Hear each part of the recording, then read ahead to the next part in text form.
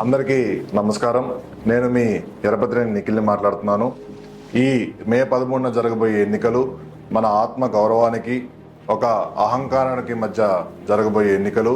గడిచిన 5 ఏళ్ల వైసీపీ కాసు మహేష్ రెడ్డి గారి పాలనలో ఈ నియోజకవర్గంలో యువతకి ఉద్యోగాలు లేవు, రైతన్నలకి సాగునీరు లేదు, పండిన పంటలకి గిట్టుబాటు ధర లేదు, కార్మికులకి సరైన ఉపాధి లేదు, ఎంతో మంది పింఛన్దారులకి అవ్వాతాతలకి సరిగ్గా పింఛన్లు మంజూరు చేయలేదు.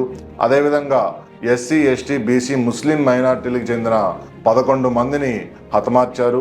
8 మంది చిన్నపిల్లలు ఈ వైసీపీ నాయకులు చేసిన అక్రమమైన గుంతల్లో పడి చనిపోయారు.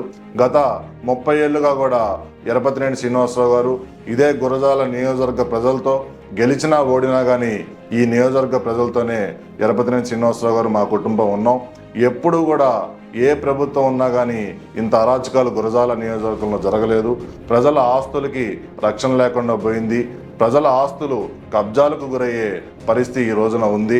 అందుకనే రాబోయే మే 13న జరగబోయే ఎన్నికల్లో మీరందరూ కూడా విఘ్నతతో ఆలోచించి మన లోకల్ అభ్యర్థి అయిన ఎరపతినేని శ్రీనివాసరావు గారిని అఖండ మెజార్టీతో గెలిపించుకుంటే మన పిల్లలకి ఉద్యోగాలు వస్తాయి, మన రైతులు బాగుంటారు, మన ఆస్తులకి రక్షణ వస్తుంది.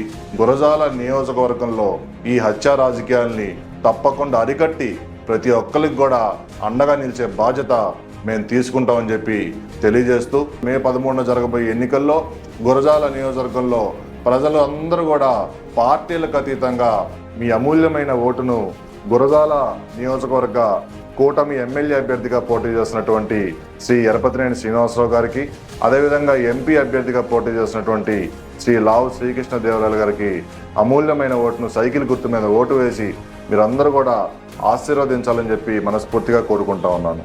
ధన్యవాదాలు.